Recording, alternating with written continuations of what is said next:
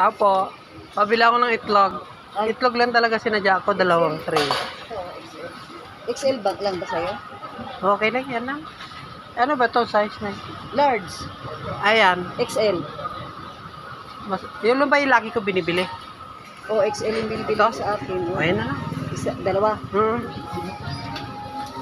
Buti nga, minto na yung ulan eh. Oh, Kaya nakagala-gala na ako.